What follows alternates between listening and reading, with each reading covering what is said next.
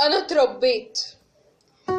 اتربيت حيطان البيت عليها آية الكرسي وصورة العذراء جنبيها، وكانت هي دي العيشة. عشقت السيدة مريم وبرضه السيدة عائشة. عرفت الحب في كنيسة وزرت السيدة نفيسة. ويوم الجمعة كان سيدنا بيملى بالسلام إيدنا. ويوم الحد كان أبونا بيحكي عن اللي حاربونا، وكان رده وطننا مش نعيش جواه، ده هو اللي يعيش فينا. وفي الفصل عالدكة يوماتي بنقسم الضحكة، وانادي صاحبي يا حنا يا ريت لو بس تستنى نروح كلنا مع بعض.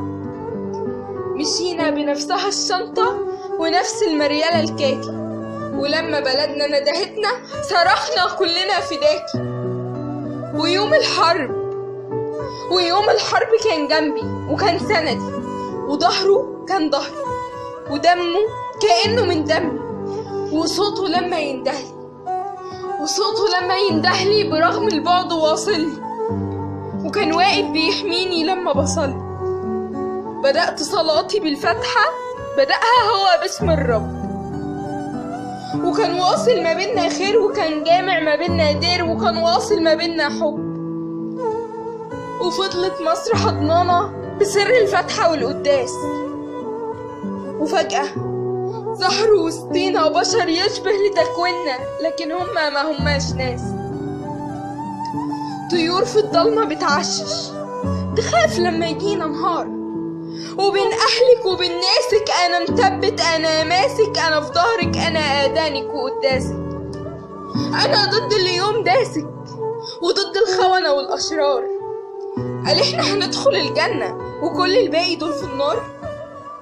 مفيش لا عقل ولا تفكير، دعاة الضلمة والتفكير قلوبهم كالحجارة أشد، وكل ما نبني حاجة تفيد بتيجي 1000 إيد وتهد.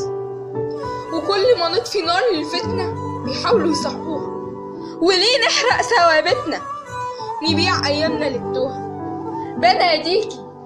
بناديكي يا أم النور، تباركي شعبك المستور بآل البيت. بناديك يا مسيحي يا حي، تنجينا من اللي جاي وتحمي الحي من التفريط. حق العيشة والمسكن، وحق اللي يقوم يأذن أذان الفجر. يا رب احمينا بولادنا، واحمي مصر بكل أذان على المدنة. يا رب احمينا بولادنا وتحيا مصر. يا رب احمينا بولادنا وتحيا مصر.